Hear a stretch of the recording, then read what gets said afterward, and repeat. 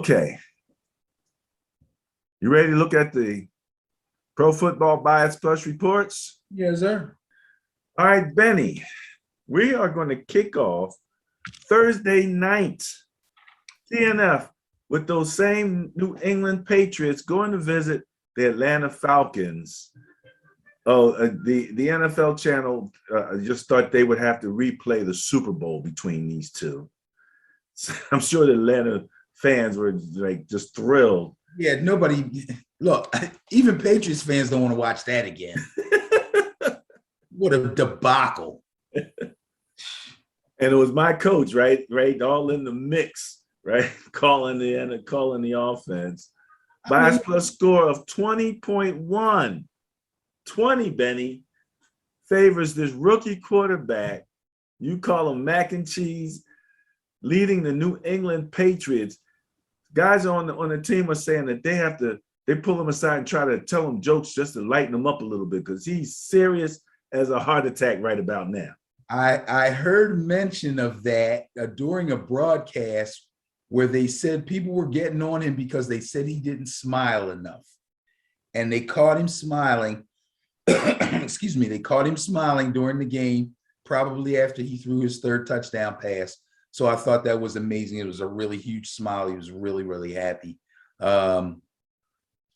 This one, we don't have to spend a lot of time talking about this one. Right now,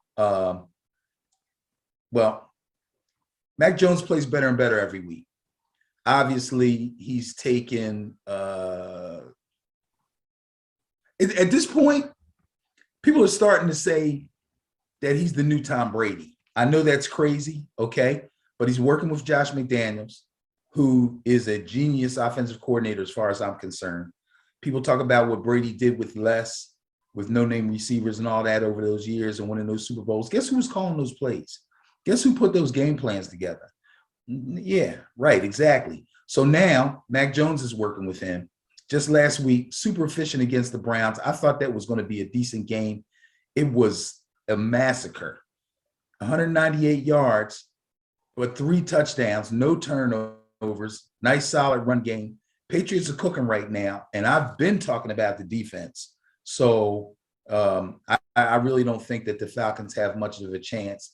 I just saluted Matt Ryan last week, I think, about still having some juice left.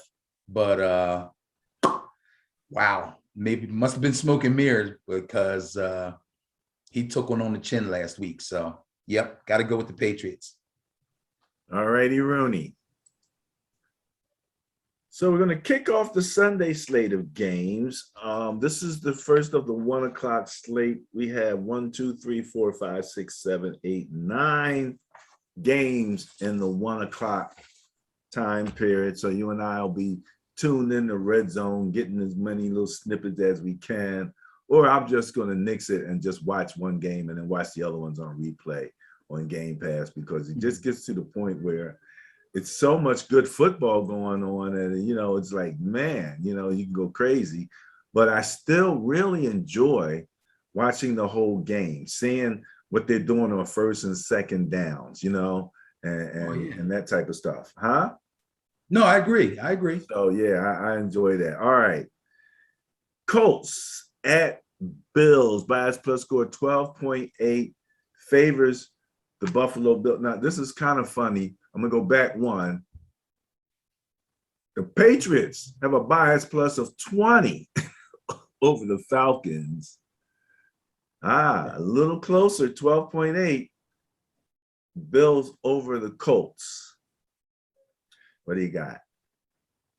Well, this should be a good game. Of course, every time I say that, I pretty much doom myself to a terrible game. But I'm going to stick with that and say this is going to be a good game. The difference in this game probably will be how much pressure the Bills defense can get on Carson Wentz. Carson Wentz has already proved that he can lead this team to victory. He has the greatest crutch in the world named Jonathan Taylor, who keeps the chains moving and churns out 100-yard games week after week after week, which reduces the pressure on Wentz and allows him to throw the ball more when he wants to rather than when he has to. which is a perfect thing for a quarterback, especially one who's been known to be a little bit skittish in the pocket at times when he's pressured. So pressure on him is going to be important for the Bills. But I got to go with the Bills. I have no doubt in my mind that they'll win this game. They're at home.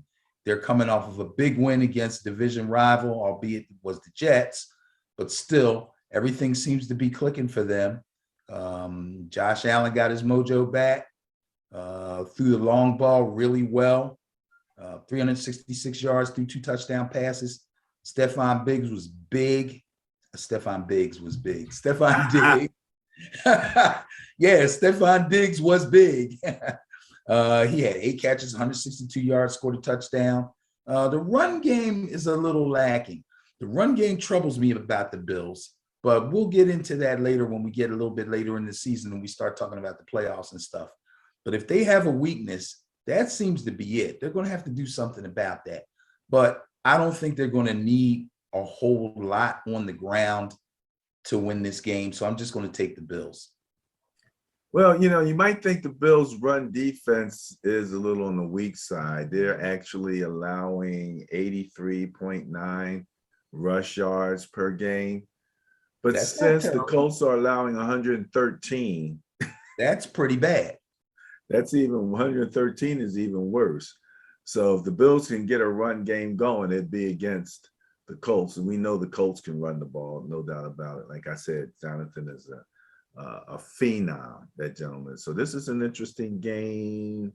I have this as one of the potential intriguing games of the week here.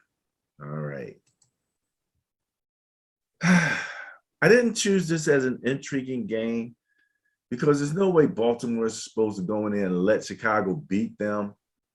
But in a way, I'm kind of intrigued because I kind of root for Fields, to succeed. Again, Justin came out, same time Trevor came out.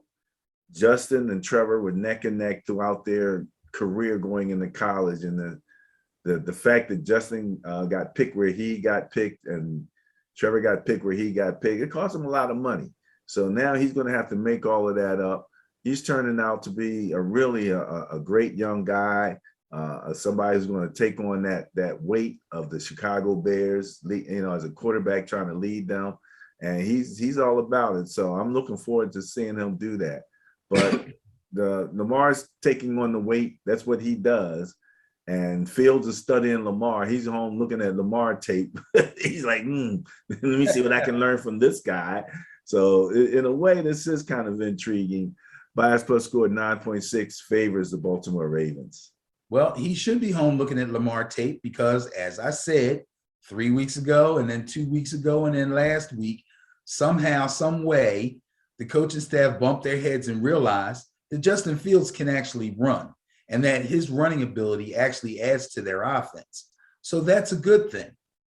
And that's going to help them down the line. But I don't think it's going to help them in this game. First of all, this is looking like a get-right game for the Ravens. They went down to Miami last week and really stubbed their toes really badly. First of all, Lamar ran 9 times for only 39 yards. The rushing game was hampered severely. And he didn't throw the ball well either. 26 of 43 is not very good at all. He did throw a touchdown pass. He also threw an interception. It was an all-around bad game for him. But I give credit to Dolphins head coach and defensive specialist, Brian Flores, who we praised last year for his aggressive defense. Well, guess what? He brought back that aggressive defense against the Ravens last week, and it worked like a charm. Now, whether or not he can keep this going, I don't know. I don't even know why it took him so long to actually go all out like this. Maybe it was a personnel thing and he didn't think he could do it, but I guess he figured, hey, if we're going to win this game, we got to do this. So they go man-to-man, 0 blitz, 8, sometimes 9 people in the box. I think I sent you a text during the game. I was like, dude, he has 9 guys on the line of scrimmage. 9 guys, and they all rushed. It was crazy. 4 sacks, 1 interception, 1 fumble recovery. That was crazy. And now, can the Bears duplicate that? I think not. Take the Ravens. Hey, Ben, wait till we get to my Niner game. I simulated it. And when we get to that, I'll tell you about my discovery. It's called the 2-step drop. Oh, God. With Jimmy Garoppolo or Trey Lance? Lance. You know, I go with Lance on what's called, so on the Madden. All right, you going with the bias on this one, favoring the Ravens, Yep. Detroit Lions at the Cleveland Browns. Interconference matchup, bias plus score of 11.2 favors the Browns. The Lions was just, it's amazing watching the Lions and the Steelers. And they define what bad teams are in terms of how they shoot themselves in the foot constantly, how they don't execute, you know, the execution level on the scale of 1 to 100. 100 is the best you can be is 63 or something like that on any particular play. It's an amazing thing to watch them hurt their own selves. You know, you get the guy, he runs for 35 yards and holding, bring it back. You know what I mean? It's right. Oh my goodness, it's crazy. So the Lions, you know, they tied. And the Lions tying the Steelers now have everybody looking at the Steelers going, you really don't have a backup quarterback plan, do you? We knew that at the beginning of the season when we were going over the different position rooms. We said that last year. He said, Rudolph, are you kidding me? Anybody who's got that knucklehead as the backup quarterback is, you know, y'all can't be serious. He might as well not have anybody. How long has he been there? 2-3 years? He's been saying it that long. Anywho. At least. Browns favorite. You're going with the Browns? Yeah, no, I'm not. I'm going with the Lions. Baker Mayfield's coming apart at the seams. You don't see it? Baker Mayfield he's like a shot fighter at this point. I don't know if Goff is even going to be there for the Lions. He's got he's on the potential injury list. Yeah, he's got a little knee or something, but Baker got banged up too. He hobbled off. Here's the scary thing. I heard Baker say this is he's the most beat up he's ever been. Yes. He's taken a lot of hits. He played 3 quarters. I think into late 3rd quarter or into the beginning of the 4th quarter before he came out with a knee injury. And that was a hellacious hit, by the way, that sent him out of the game. Really? Okay. Case Keenum came in, played the 4th quarter, and threw for more yards than Baker threw in 3 quarters. Okay? I'm taking the Lions. I keep hearing people on TV say, no, folks, the Lions will not lose every game. They're going to win. They're going to beat somebody. Well, this is going to be the first somebody, according to me. Well, I'm taking the Lions in this one. If they're the Lions and they stay true to form, they'll win and they'll screw up getting that first pick, which will be like, go Lions. They'll blow the first pick anyway. What are they going to do with the first pick? Get a quarterback. Take a quarterback. We have to get your brother on here, find out if we have any good quarterbacks that we can, you know, we should really have our eye on coming out. Yeah, he'll name 10 people, but there's no standout at this point. All right, so you're going against the bias, riding with the Lions. Yes, sir. All right. I've been the one pumping the Lions since they played my Niners week 1. I just thought they had a lot of spunk, and I liked the way they came and they fought.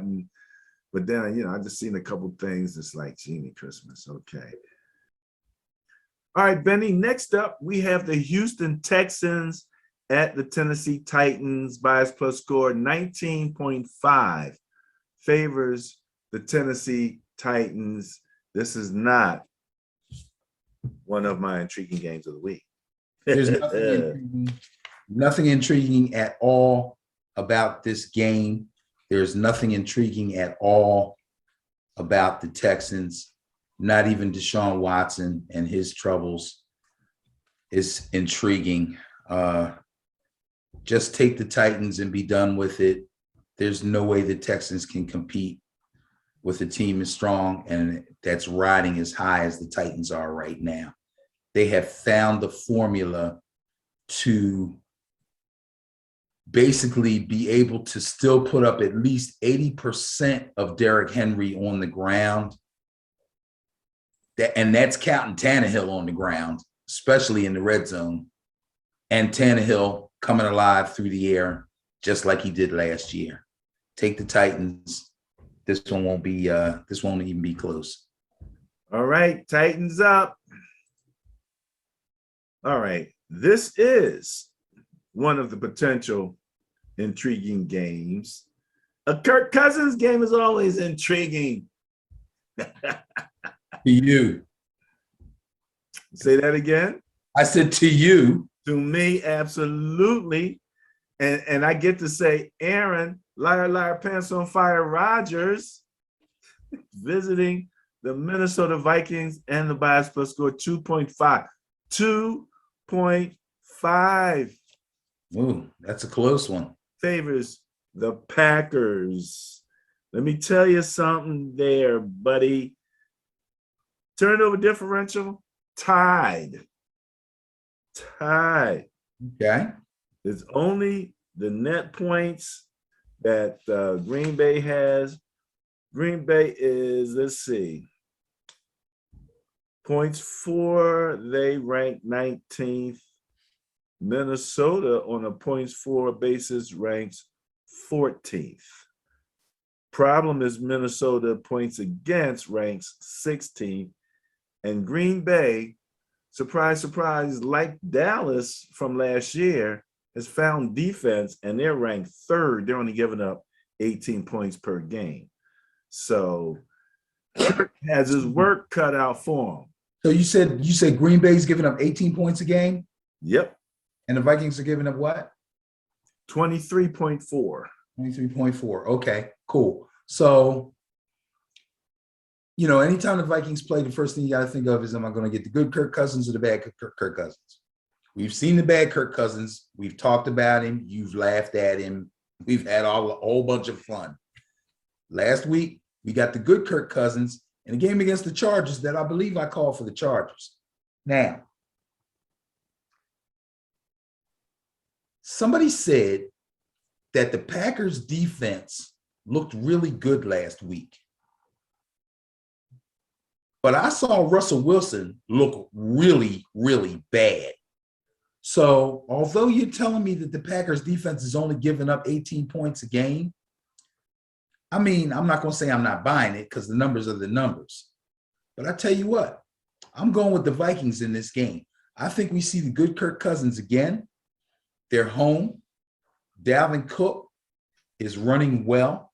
They didn't even really have to use him that much last week against the Chargers. Cousins handled things most of the way.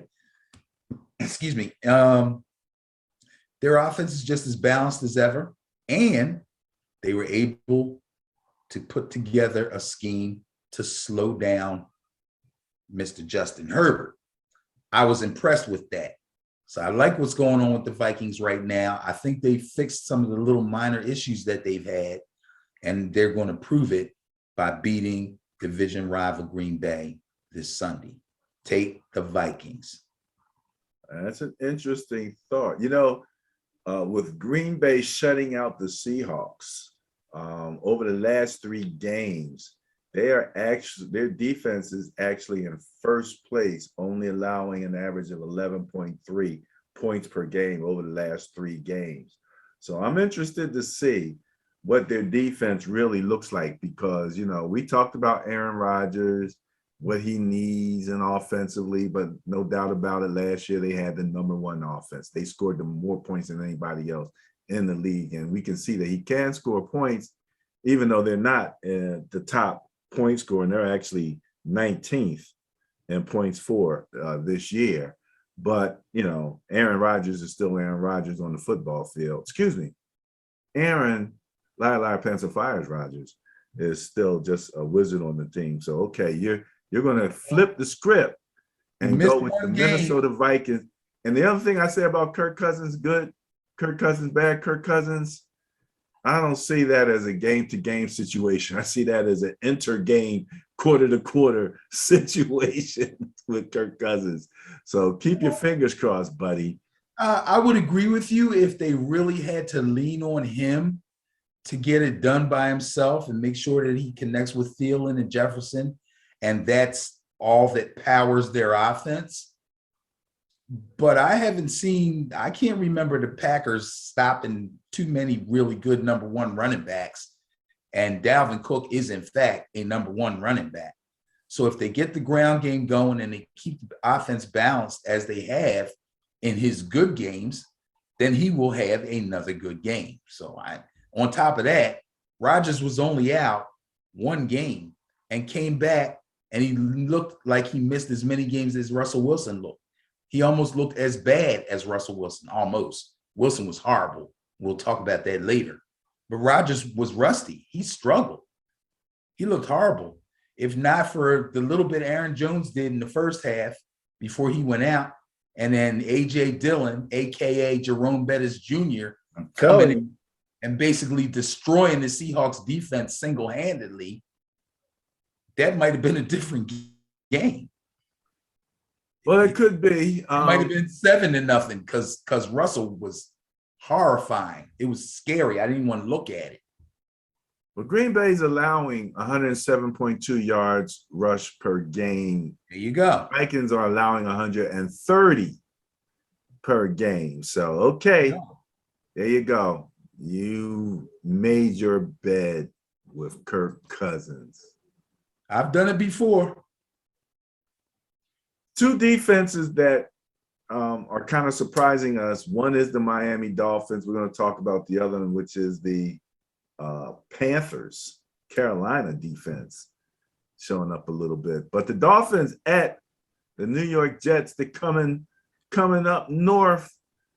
8.9 buys plus scores favors those Dolphins over the Jets. And I understand that they brought in special forces to deal with these Miami Dolphins by the name of Joe Flacco.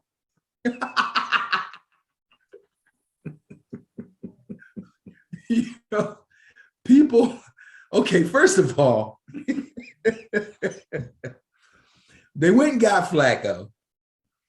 And then they Zach Wilson gets hurt. They go get Flacco. And then they start some dude named Mike White. Mike friggin' White. I can't help it. I got to make fun of this guy. What an anonymous name. So Mike White comes in and plays great. And everybody's like, oh my God, Mike White. Then Mike White gets hurt. They go to some other dude whose name I can't even remember.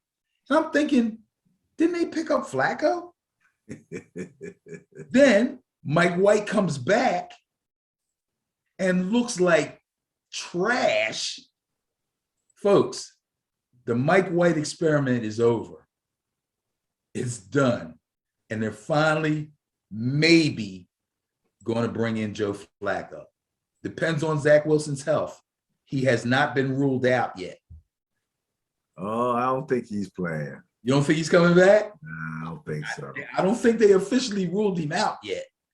But hey, look, what do the Jets have to lose other than the number one draft pick? You might as well let Flacco go in there, say all the right things, and then whatever happens, you can't lose, because if you lose, you win, and if you win, you lose.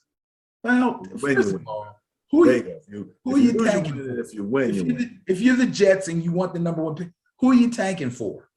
You already have your quarterback of the future. Who are you tanking for? We have to discuss that on the next show. You have no clue. They don't even have a clue.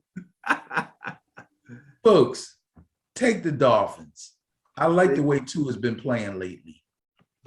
Well, you know something. If I'm gonna feel empathy for anybody, it's Tua, because they just talk around Tua like he ain't even there. Well, but I tell you what, his coach believes in him, because Jacoby Brissett started the game. He wasn't bad. He's 11 to 23, 156. He got injured. Tua was the emergency quarterback because his finger supposedly was still hurt. He came in, threw a couple balls. Brissett came out of the medical tent, ran back and forth, and was like, "Coach, I'm ready." And coach is like, "I'm cool. Go sit down." And he left 2 in the game. So guess what? And he won. And he won. So guess what? The Jacoby Brissett experiment is over in Miami. We shall see. We shall see. Tua is back. It's still like what's this week 11 coming up? Yes, sir. So we still got out of 17, 6 more games. So we'll see, because it's going to become one of those things where who's left standing by week 15 going into 16. I mean, anybody can sustain an injury, but what are you saying? You saying Tua's brittle? He's hurt right now. He's the best quarter. Is he not the best quarterback on that team? I would think he probably is. Oh, okay. All right. I would think he probably is. Yes. Jacoby Brissett we know basically he has limitation. He hasn't come out and wowed anybody. So, all right, you're going with the Dolphins. Next up. I said this team has been intertwined with all the weird stuff going on in the league this season. The New Orleans Saints coming to Philadelphia. Coming to see the Philadelphia Eagles by a score 2.8. Favors the New Orleans Saints. But the Eagles are playing pretty well right now, aren't they? Do you think the Eagles are playing well? Didn't they win last week? Yeah. No, that's playing well. Because they won last week? Yes. Are you serious? That's one reason, yes. You can just say that. Hey, wait. By 17 points, they won. Oh, my God. First of all, the Saints actually should have beat the Titans last week. Okay? Titans had some luck on their side. They also got lucky, and they found a replacement for Julio Jones. Some dude, I like saying some dude. Some dude is like, I'm letting you know the guy's anonymous name. Some dude named Marcus Johnson. Okay. Caught 5 passes for 100 yards out of nowhere. Okay. But the Saints really had some bad luck in that game and probably should have won that game. Kamara was out. Ingram played well. I don't, this is not going to be a gimme. But I must say this, and people know, we live in Philadelphia. You're a Niners fan. I'm obviously a New York Giants fan. So people just, because Eagle fans are the way that they are, they just assume that fans of other teams are going to be like them against the Eagles. That is not true. Let me say this. I've said good things about Jalen Hurts. I've said he's a winner. I've said he's tried to put this team on his back in several games so far this season. I've talked about some of his numbers being done in garbage time, but getting into garbage time is not his fault. Trying to dig his way out of garbage time is what he's been doing. But right now, last week he threw 2 touchdown passes. He was very efficient, 16-23. He did throw an interception, but he also ran 14 times for 53 yards. His 547 rushing yards are second only to Lamar Jackson. Right now. Wow. Over 500 rushing yards, 2,000 passing yards, and 5 touchdowns in the first 10 games of a season has only been done in the history of the NFL by Kyler Murray, Lamar Jackson, Bobby Griffin, the third, and Jalen Hurts. That's some good company to be in right there. That's some good company. Now, that being said, I'm going to take the Eagles in this game. I expect them to beat the Saints. They're playing inspired defense, and Jalen Hurts is playing outstanding ball. He doesn't always get the best game plans. He doesn't always get the best play calling, but he's doing the best that he can. And he's a true dual threat. And I love watching him play. So you're not giving the Saints any advantage if they're coming out with Trevor Siemian at quarterback, eh? No. Taysom Hill is questionable from what I understand. So he's questionable to play at all. They just have a Q beside him on the depth chart, on the team depth chart right now. So it's just everybody's questionable. Simeon had a good game against the Titans. Hey, but you're going against the bias. Going with the Eagles. Yeah, I'm going with the Eagles. All right, we'll see. Like I said, Saints. It's been a strange thread through the season. The Saints have been right along that string there. All right, Washington football team we talked about the Carolina Panthers. Bias plus score 7.8 favors those Panthers.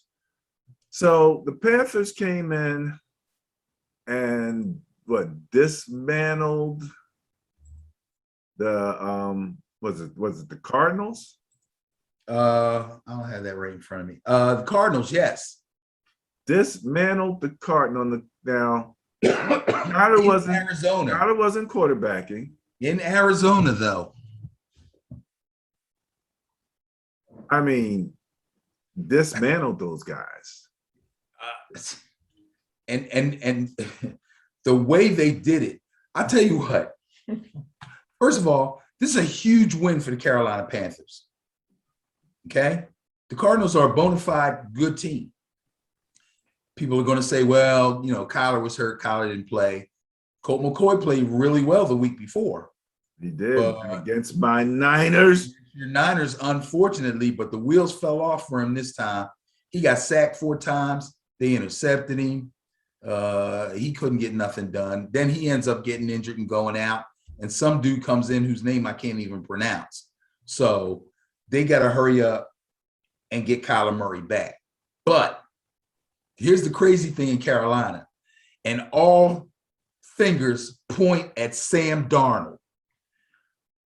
Their coaches put together a game plan where Cam Newton only came in on short yardage and goal line packages and made it work. And the crazy thing is, PJ Walker started and actually played well.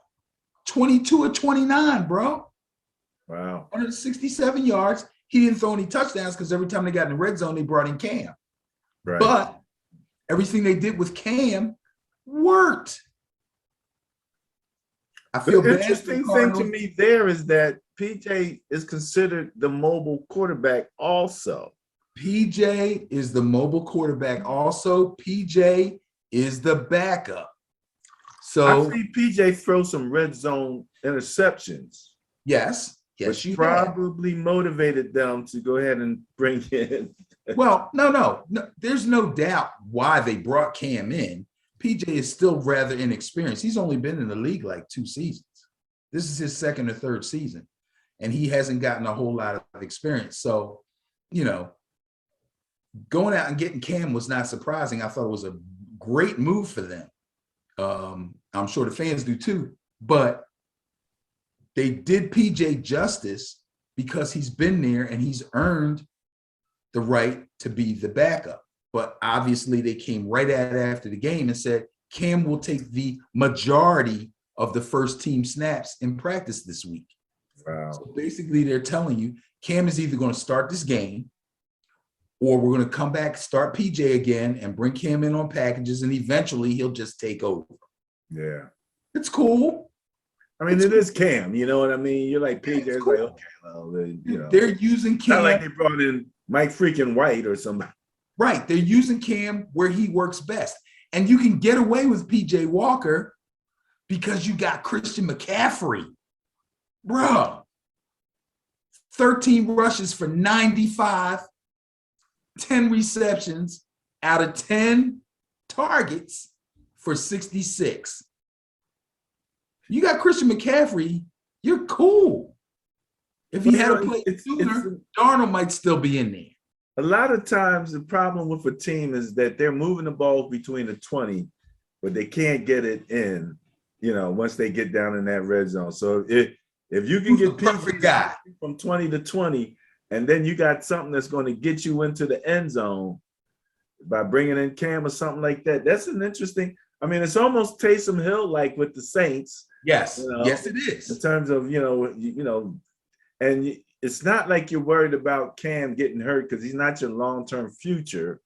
That is up in question with the Panthers. I don't know if they're going to go with if that's what they want to do. Like we're bringing Cam back and we're going to run him next year. No. I'm sure if he continues to play well in this role, and eventually they decide that they're just going to put him in and make him the starter and let him go for the rest of the season, as long as he stays healthy, he'll come back and he'll be the starter again next year. But they'll definitely be looking for a quarterback.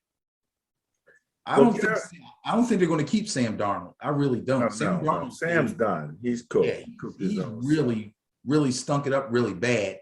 And he had us fooled there a little bit early on in the season, but not anymore. And don't be fooled by their defense either. Their defense is good. Their defense is still good.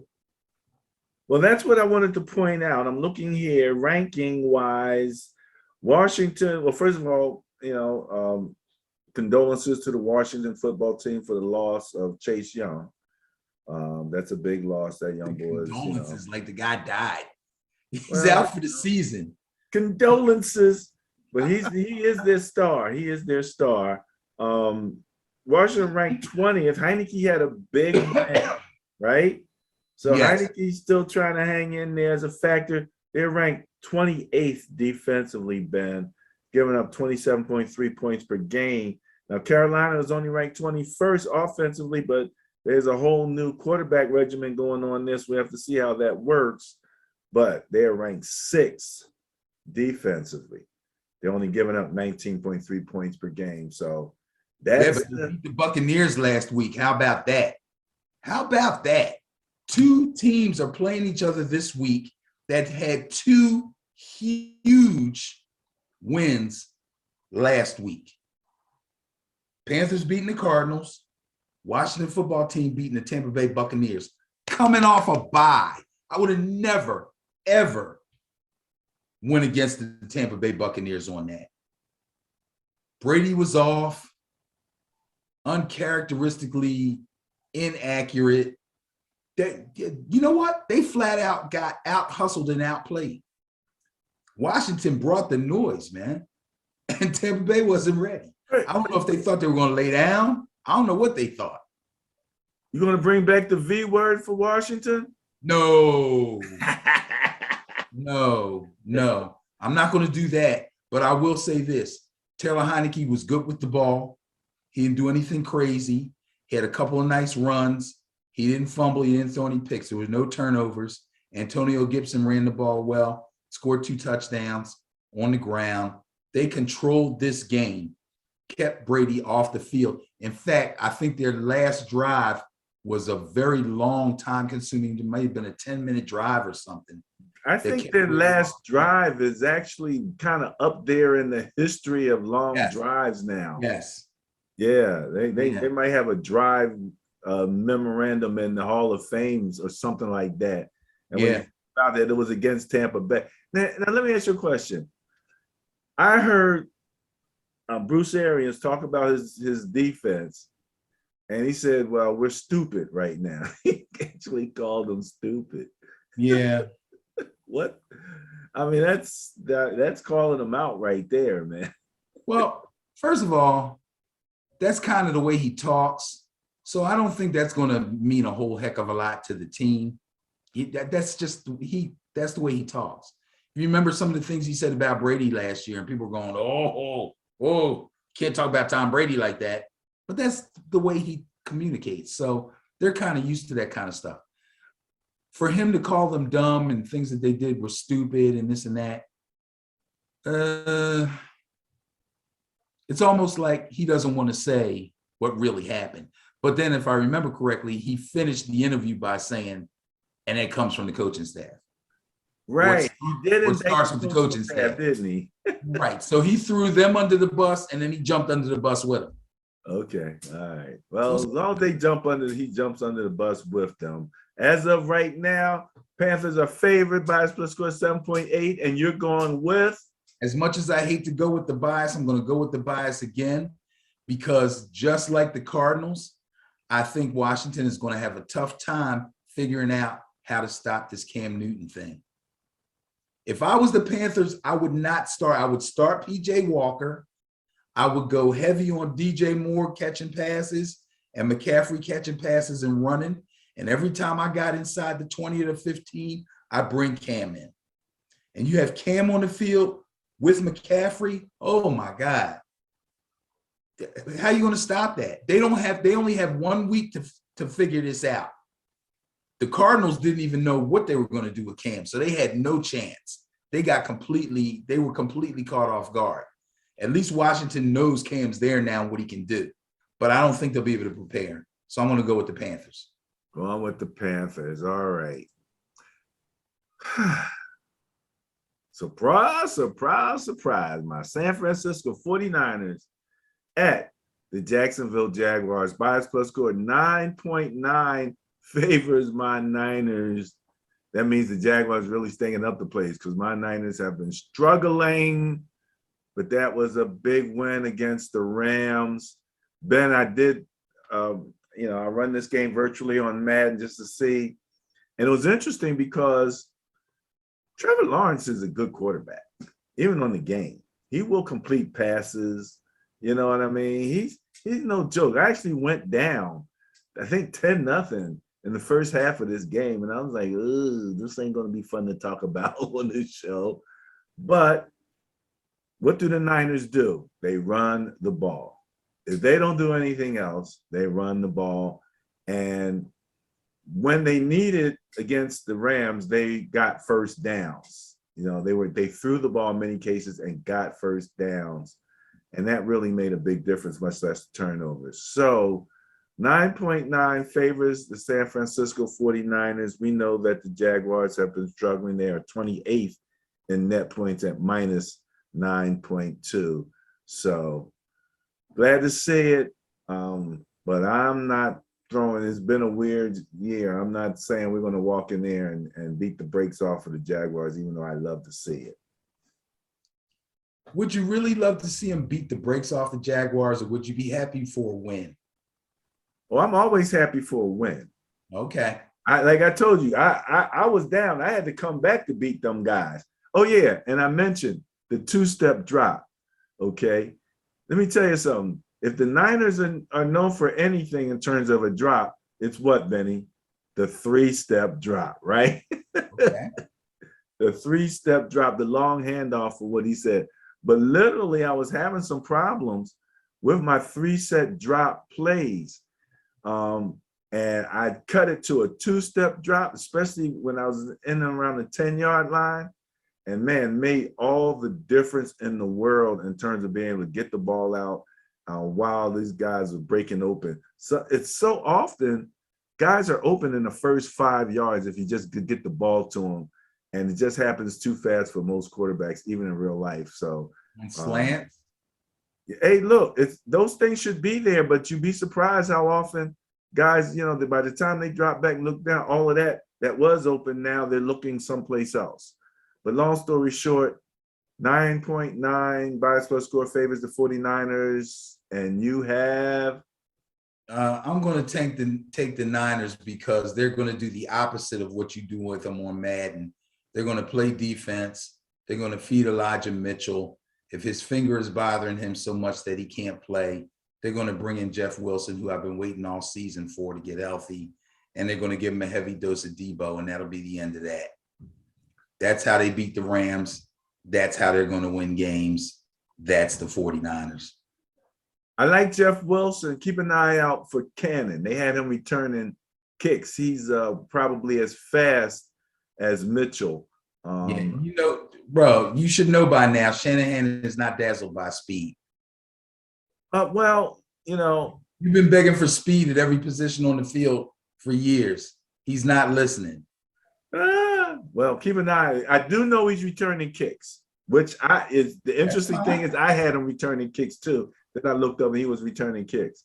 So keep an eye out for him. All right, going with the Niners, going with the bias. Okay.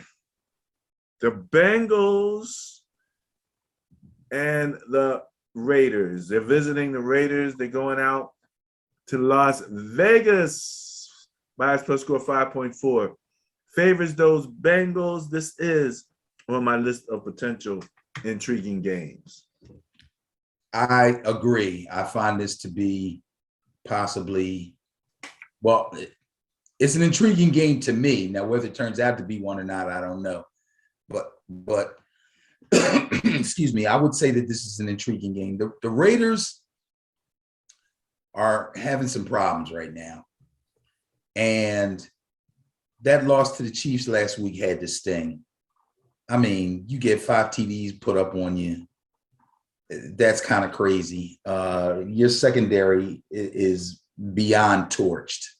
How they're going to rebound from this, I don't know, especially with Cincinnati coming off the bye with a healthy Joe Burrow and a healthy Joe Mixon running the ball, and Jamar Chase and T. Higgins and Tyler Boyd. I can't. I know the Raiders are home. I know they're going to try to regroup. I know this is a game that they can win, but I don't think they will. I think they're taking a beating. The best player on their team right now is Derek Carr. And he's basically force feeding the receivers. And then you get knuckleheads like Deshaun Jackson that take a touchdown and turn it into a fumble, or they go back to not using Kenyon Drake as they should. I can't figure them out. I thought the Raiders were on the track to doing something, but I don't know, man. I'm taking Cincinnati in this one. I think the Bengals are going to come out of the bye and come out swinging. I really do. All right, going with the bias and the Bengals, Cincinnati. Next up, Ben, intriguing game. This is the NFL apparently game of the week. I think they pretty much already named it that. Your Dallas Cowboys visiting the Kansas City Chiefs. It's the Cowboys and the Indians. Down bias plus score 9.2 favors the Dallas Cowboys. And people are saying that with last week's win, the Chiefs now have their swagger back. Is the swagger going to be enough to deal with the number 1 offense of the Dallas Cowboys and the number 10 defense? Interestingly, the Dallas Cowboys are number 10 in defense. The Kansas City Chiefs are number 10 in offense. The big difference is Chiefs being 21st defensively and Cowboys being first offensively. Again, that all favors the Cowboys. But if the Chiefs got their swagger, this could be a fun one. Getting your swagger back around this NFL this year does not necessarily mean you got it all the way back. You might have it back for a week or so, but you can very easily lose it again. We've seen top teams fall to teams that we didn't think had any chance of beating them. We've seen teams that were riding high lay humongous eggs. This is one of the craziest seasons ever. You got to love the NFL. It's never chalk. It's never what you think it's going to be. And that being said, I know people are thinking, oh, Mahomes is cooking now, everything is cool, and they got to go into Kansas City. No, sir. I'm taking the Cowboys. I'm going with the bias. I believe in the bias. The numbers don't lie on this one. Intriguing game or not, the Dallas Cowboys are going to go into Kansas City, and they're going to beat them cats, man. They've seen the tapes. They've seen the blueprint. They're going to take it to them. Hey, Ben, man up. Michael Parsons on Kelsey. Why? if he's chasing Mahomes around, he won't be able to find Kelsey. I like that better. You like that one better? I like that better. All right, going with the bias, Dallas Cowboys. All right.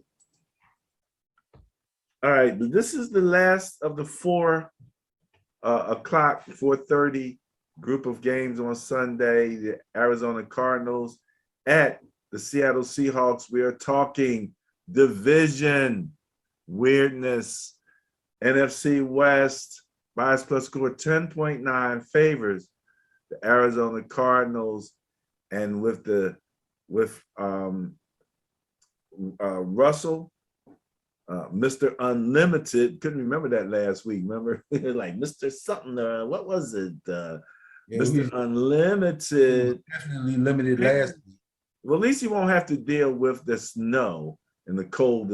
I thought about that. It's like this guy coming off of got a finger injury, and you go to Green Bay and cold snow. That can't help it. But they're home. The 12th man is there. Arizona's coming back. Kyler is starting to look like he's going to come back, but the bias plus score favors those Cardinals. Who do you have? So I'm trying to think which team feels worse after their loss. Panthers beat the Cardinals 34-10 in Arizona. Seahawks come back with their starting quarterback after being out, 2-3 games, and have to go to Green Bay in the snow and the wind. And even Aaron Rodgers doesn't play well, and they lose. But they did get shut out. And they got shut out. Yeah. Who feels worse? I'll tell you who feels worse. The Cardinals feel worse. Cardinals feel worse losing like the way they did at home. Now, I don't know if Kyler Murray's going to be back this week or not. What's the latest you heard on him? It's a good possibility. That's the last thing I heard. Okay, because Colt McCoy took a little pounding there in that last game against the Panthers too. So I think they said that Colt McCoy's injury is a pectoral muscle or something, and that they expect him to be fine next week if, in fact, Kyler can't go. That's good. Questionable as of yesterday. So. Okay. Who, Kyler's questionable? Yes. Okay. Did he have a limited practice, does it say? No, I don't see all of that right Okay. now. That's not good. That's not questionable good. Along with DeAndre Hopkins, a few other guys. So nobody's definitely out. You can't make a call on a hamstring. Hopkins might not play for another 2 weeks. I'm just saying, it's a hamstring. They're bad. You can't put a time on it on a hamstring like you can on like a broken bone or a sprain.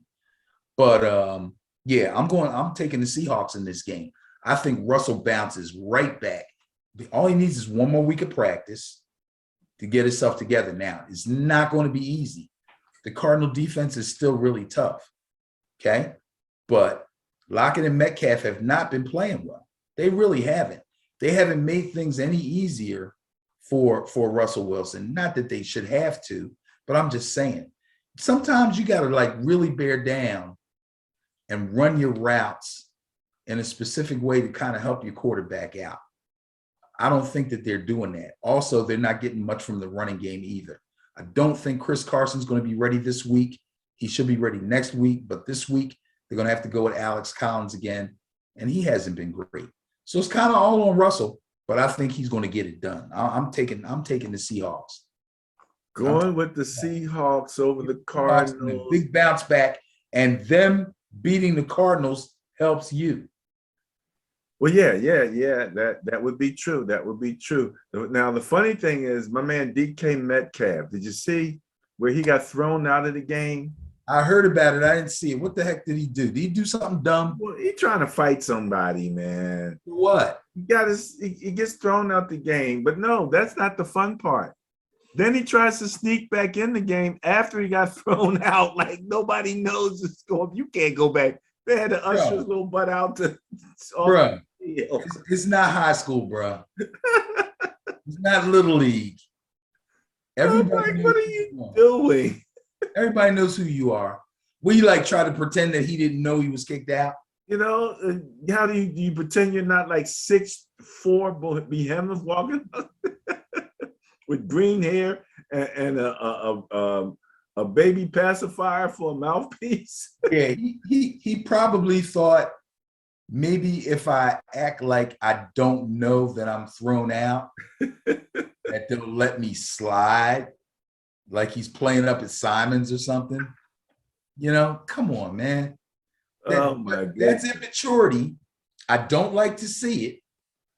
And the Seahawks are not in a position to have a main player getting goofy on them. So hopefully, I tell you what, Coach Carroll's numbers might be getting numbered. I've never heard his name mentioned with the word hot seat, but I don't know. He might be wearing thin up there. All right. All right. We shall see. But you're going with the Seahawks. Yes, I am. Going against the bias. All Yes, right, I Benny. am. That wraps up the 4 o'clock, the early evening slate of games for Sunday. Are you ready for Sunday night football? Yeah, what's up? Are you ready for Sunday night football? We have the Pittsburgh Steelers and the LA Chargers. The host being the Chargers, they're going to go out to SoFi Stadium, Bias Plus score 0.4. 0.4. That's less than half of one. Favors the Chargers. And if they got, what's his name, playing quarterback. Say, what's his name? Some dude. You got to call him some dude. Some dude. Some dude named Rudolph Mason. Oh my goodness. Bro. It's a asterisk beside the word genius of any coach who has him as his backup quarterback. You just have to put an asterisk there. He's a genius coach. Well, there's an asterisk there. There's one little he had a quirk in life. I like Mike Tomlin, so I refuse to blame that on Mike Tomlin. That's an organizational move, keeping him there for some reason. We're trying to keep the black man down. No, I'm just saying maybe yeah, because yeah. He said, yeah. Okay. There's a lot of stuff going on here. The fact that he's still the backup tells me that the Dwayne Haskins experiment may have failed. Oh, did you hear Dwayne Haskins was I'm very sad about that during the game? What'd he say? No, I didn't hear anything yet from him. I just heard a report that he was spotted on his cell phone during the game. Dwayne Haskins. This last game? Yes. On the bench. He's making a phone call. Wait, did he dress for the game? Or he did. Again, I just heard a report. I didn't, I wasn't focused in on Dwayne Haskins, and I don't think I'll ever focus in again on Dwayne Haskins. I mean, if he wasn't active, and there's a possibility that if you're on the field and you're on the bench, you're probably not supposed to use your cell phone. But if he was active and he was dressed, that's definitely a no-no, without a doubt. So, all right. I don't know. 0.4 favors the Chargers. I don't know. I'm taking the Chargers. But man, here's the thing. Big Ben might play, he might not. He's come back from COVID, right? So I think the last thing I read was there's a good chance that he'll test positive enough that he'll be able to get back. But Big Ben's not playing well. Test negative enough. Test negative. Test negative. Yeah, I'd rather see him test negative and play as crappy as he's playing than to have to look at Mason Rudolph again. Put it that way. Okay. He threw 50 passes last week. His freaking arm is probably hanging off by a thread at this point. He threw 50 passes. And guess how much yardage he accumulated? 242 yards. Are you kidding me? But Ben, they're saying that He's a his numbers bum. are equivalent to Roethlisberger's. They literally said that, What numbers? dude. He doesn't play Whatever enough numbers they're there. looking at, they said they were equivalent to Roethlisberger. Oh I God. need to go back and find that clip just for my own credibility. I'll find it and put it up on. I just want to know who said it. Facebook. Just tell me who said it. I think his coach said it. No. All right. No. Keep an eye on Ben and Barry on make me Facebook. not like Mike Tomlin. I like Mike Tomlin. I'm gonna find that. That will make me not like Mike Tomlin. Because they're making excuses, and when they said it, my eyes almost flipped over, and I'm like, "What?" It didn't make sense to me. But okay, you're going with the Chargers? Yeah, absolutely. On Sunday Night Football, you know I love these feature games where everybody gets to watch the whole game, because you got to be a real football fan. A lot of other people, they can't sit and watch the whole game. We do.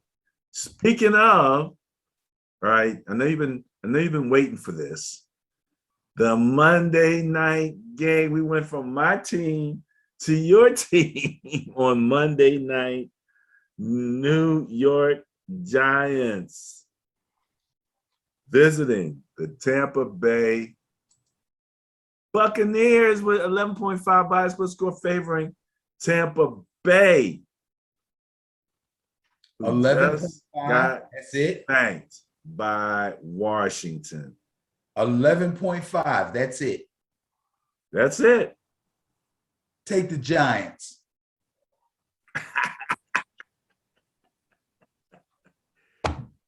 Take the Giants. Take the Giants. Take the Giants. I see. Okay. All right. Take the Giants over the Buccaneers. Keep this clip so you can show it in the future. November 17th. November 17th, 2021, week 11 of the 2021 NFL season. The New York Giants go down to the Tampa Bay, to the sombrero to play the Tampa Bay Buccaneers, and they win. Man. If they don't win, destroy this tape. It's never happened. I never said any of that. Dun. This tape will self-destruct in 10 seconds. All right, but you put your foot in your mouth now. You've gone with the New York Giants. Yeah, I'm going to take the Giants. Take the Giants. I think it's going to be a slugfest. It's going to be close. It's going to be some weird plays. There's going to be some really big plays, both sides. And the Giants are somehow going to win this game. Well, that's the question. I mean, the number one. I don't know how. The Tampa Bay Buccaneers are number 3 offensively. They are scoring 31 points a game. And that's the biggest differential between the two teams, because defensively, they're ranked about the same. The Giants are 19th and Tampa Bay's 18th defensively. Right.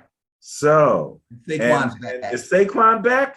Saquon's back. Saquon's back, baby. Well, Saquon's back, then all the rest of the stuff. Ben, I'm going to take a look at the stats on play action. I heard you talking about play action with Justin Fields before. Yes. And you know, your Bills apparently are the number 1 play action team in the NFL. That doesn't make sense to me either, because they don't run the ball well. Analytics. It's crazy, man. It's in there. We're going to find out more about it. All right. These analytics guys, real quick, these analytics guys don't care if you can run the ball well or not. They only care about the end result. So if the end result says the team plays well and they win, when they do this, then they say you should do this. You know what's funny? 2 things. Number 1, if I'm the defense, you can get away with play action, first down, second down, short yardage. But these guys are doing play action. It's 3rd and 17.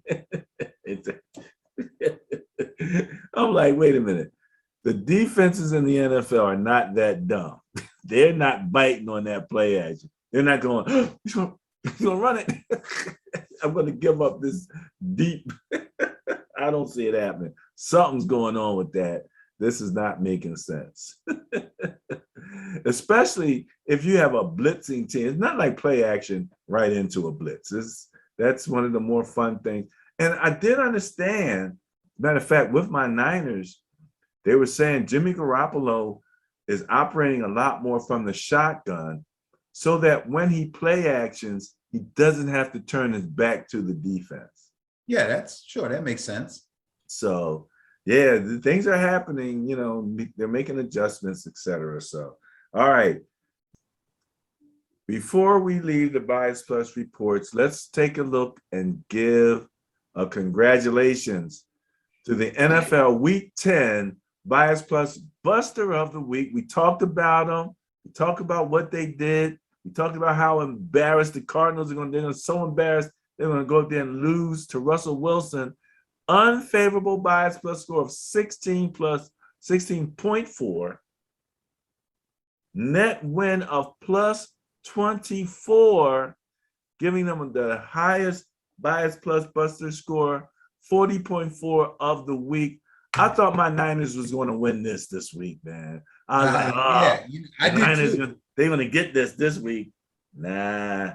Yeah, when I saw the result of the game, because I went to bed early, I was so tired.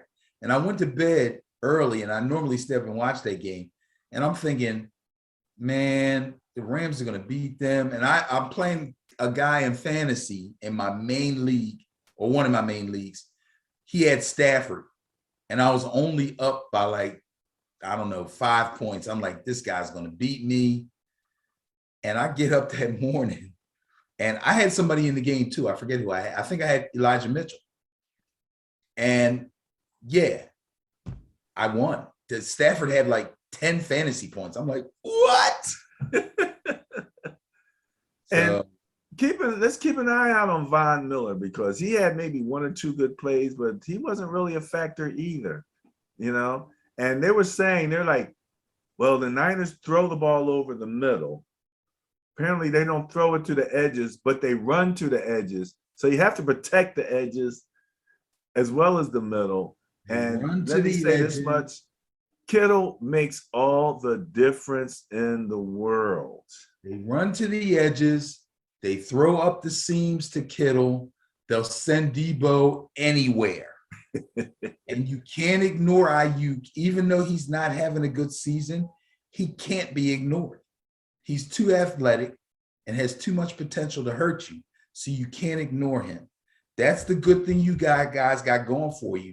As long as y'all can find the end zone, you can take the heat off of your defense.